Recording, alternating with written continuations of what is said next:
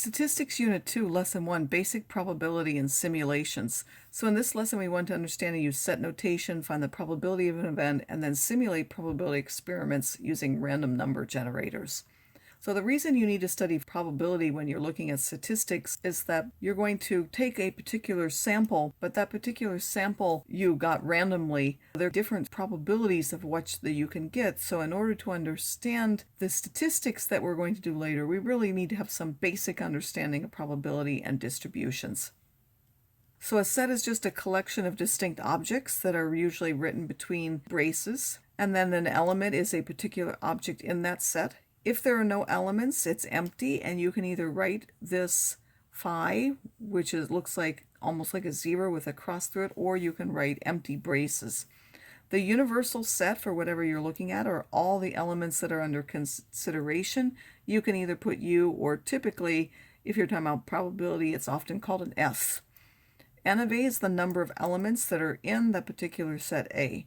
So if we want to use set notation to describe these, if we have all the natural numbers less than 10, those would be the numbers 1, 2, 3, 4, 5, 6, 7, 8, and 9. If that's our universal set, the number of elements in that set is 9. If we want the set of all the prime numbers less than 10, if this is our universal set, then we're only talking about 2, 3, 5, and 7. B is the set of even natural numbers less than 10, would be 2, 4, 6, and 8. And then the natural numbers less than 10 that are multiples of 4 would only be 4 and 8. And if we counted the numbers, well, there are 4 in this in A, there are 4 in B, and there are only 2 elements in C. And there are a lot of relationships that exist between sets. You can have one set that's a subset of another one, meaning it's completely contained inside of that set. So B is a subset of A. If B is contained in A, and you can write B like this, B is contained in A, or B is a subset of A. If we look at that as a graph or picture, B is completely contained in A. There are no elements in B that are not in A. If we have the intersection, these are the set of elements that are in both A and B, which we put as the intersection, and that's the overlapping part if we do it. So there can be elements of A that aren't in B, that would be here, or elements of B that aren't in A, that would be here. This is the part that's in common, A and B. The union is when you put all of the elements together in one big group. It either has to be in A or in B or in both of them. So it includes the part that are only in A, the part only in B, and the part that's in common between them. That's A or B. And then there's a complement. Those are the ones that are in the universal set, but they're not in A. So if you have A, it's everything that's on the outside of A. That would be its complement. Together, those two things, A and its complement, would make up the entire universal set. So for an example with universal set of the numbers 1 to 9, and then we had those sets, those were the prime numbers, those were the even, and those were the multiples of 4. If we wanted to do a Venn diagram of that, we would have A with 2, 3, 5, and 7, and then B with 2, 4, and 6. It would overlap with A because the 2 is in common. The C, which was 4 and 8, is only inside of the even one, so it's completely inside of B. And then there were two numbers, 1 and 9, which weren't in any of those three, so those would be on the outside. Which one is a subset? Well, C is completely contained in B, so C is a subset of B. The intersection of A and B is just the set 2. A or B would be all of the elements in A or in B. The only numbers it would leave out would be 1 and 9. A and C, well, they don't overlap at all. There's no intersection between them, so it's empty. A or C, now that would be everything in A, everything in C put in one set. We'll note that A and B are overlapping, whereas A and C are mutually exclusive. They have nothing in common. The intersection between B and C is just the set C itself, because C is inside of B. B or C is just B itself, again for the same reason. The complement of A is everything on the outside of A, and the complement of B would be everything on the outside of B. So probability in an experiment is an activity that involves chance, and it can have various outcomes. A trial is just one repetition of that experiment, and an outcome is something that you could get as a possible result of that experiment. The event would be a set of possible outcomes, which are usually given by some characteristic, such as all the evens.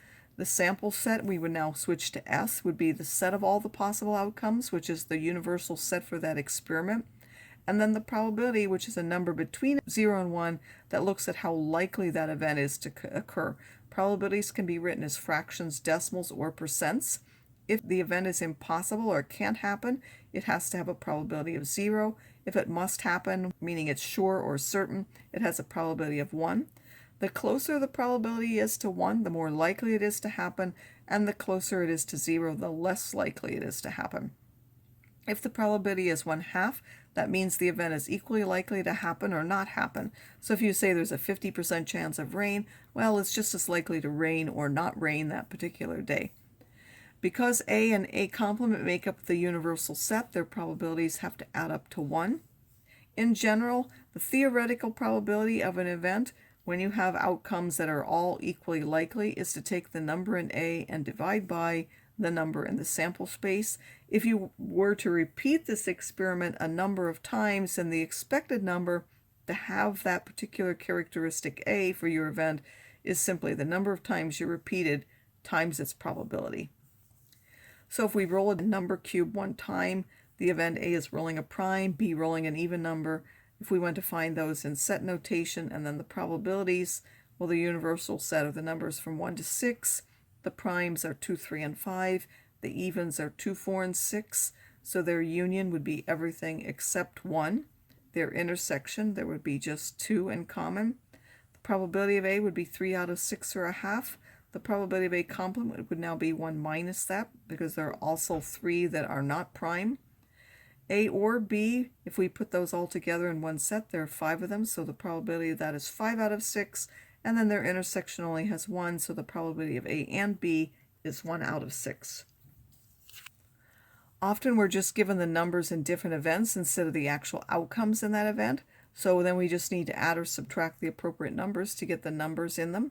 So it says a jar has 30 red, 50 blue, and 20 white. If we randomly pick one marble, find the probabilities. Because these are mutually exclusive, you can't be more than one at a time. You would simply add the probabilities for an or. So the probability of red would just be 30 out of 100. The probability of red or blue, we would just find how many are red or blue and add them together because they can't be both. If you had mixed marbles where they were red and blue at the same time, that wouldn't be the same. And then the probability of B complement would be 1 minus the probability of blue, so there were 50 that aren't blue as well, so that would also be a half. And then the probability of B or not red, well, the not reds include the blue and the white, so this would really just be the blue and the white along with the blue. You don't repeat them. That would be just 50 plus 20 out of 100. In a class of 147 students, some are enrolled in none, one or both of math and science as given by this Venn diagram. If one student is picked at random, find the probabilities for the chosen person. So first of all, we can label each one of these 4 sections as something. This is those that took math and science. These are the ones who took math, but they did not take science. These are those who did not take math, but they did take science. And then these are the ones who did not take math and they didn't take science. So what would be the probability of taking math or science? That's the probability of the union. We could simply add those together, which is 116 over 147. We could also take 1 minus the probability of this part, which would be 31 out of 147. The probability of not taking math is everything outside of the math, so that would include the 21 and the 31, which would be 52 out of 147. The probability of taking math but not science, that's just this one section, so that's 43 out of 147. And then taking neither math nor science would be you didn't take math and you didn't take science, so that would be this 31 out of 147, or 0.2109. Now, if we actually do the experiment and record the results for a certain number of trials, then instead of having the theoretical probability of what you could get, you actually look at what you did get, and then that would give you an experimental probability. Then you're going to count the number of trials in which you got the event that you were interested in over the total number of trials. And the reason you would do this instead of this is if you were unable to easily figure out what the entire sample space was, then this would be through experimenting a way of coming up with an approximation for that theoretical probability. Now, if you took a small number of trials, you wouldn't expect to be close to the theoretical probability, but if you took many, many trials, you would expect that to be close to the theoretical, even if you weren't able to actually write down all of the outcomes possible, like in these. So the experiment can be done physically, or it can be done through simulation when the outcomes are defined in terms of a model, and use that model to conduct the experiment. As the number of trials increases, you expect the experimental probability, as I said, to get closer to that theoretical one. So if we want to simulate answers in a true and false test, this is really of someone guessing randomly, we only have to find some way which models the probability. So you could either physically toss a coin, where true could be heads and false could be tails, or vice versa. You could also really randomly select a digit from 0 to 9. Those are 10 digits. Then you would want 5 of them to be true and 5 to be false, so that it would have a probability of a half. We can also do that on a graphics calculator, which can be used to generate random numbers. On the TI-8384, you go to Math and then Prob and select rand_int from A to B, where that's the range of integers you want to generate. And then pushing enter repeatedly will keep generating numbers within that range. Also for the 84, you can put a third number there in that, and it will tell you how many of those values you want. So suppose that S is equal to ABC, and the probability of A is 1/2, the probability of B is 1/3, and the probability of C is 1/6. Generate random numbers that can be used to simulate selecting that are going to match these actual probabilities. If we look at the denominator there, we could take a sixth. All of these can be written in terms of 6, so the least common denominator is 6. So that's how many random numbers we would want to generate. You usually want the fewest number that you can. So this is 3 out of 6 of them. So we took 1, 2, and 3 would mean an A, and then 2 out of 6, or 2 numbers, say 4 and 5, would be B, and then this is only 1 out of 6, or the number 6 would be get C. You could reassign them in some other way. We would just need 3 of the 6 numbers for A, 2 of them to be B, and 1 of them C, so that they do have the same probabilities. Now in a question of true and false, what is the probability that you get at least 6 right if you are guessing? We can use any set of integers that may be evenly divided among get right and get wrong, because we want each to have a probability of a half. So we could use the random number generator. Again, that's down here. You go to rand_int, and we would want from 0 to 1. And then we want 10 times. We could hit enter 10 times, or in the TI-84, you can actually put that number 10, and then you hit it once, and that would now generate 10 random numbers here from here. So this would be 1, 1, 0, 0, 0, 1, 0, 0, 1, 1. And now that would give you, for my case, that would be the number of correct. 1 was getting the answer wrong, and 0 was getting it right, so there were 5 that were correct here. And then you would do that 9 more times. So I want you to complete that and actually find what would be the experimental probability of getting at least 6 correct. So then when you were done, you would want to look at how many of these had a number of 6 or more, and that would be that number divided by 10 different trials.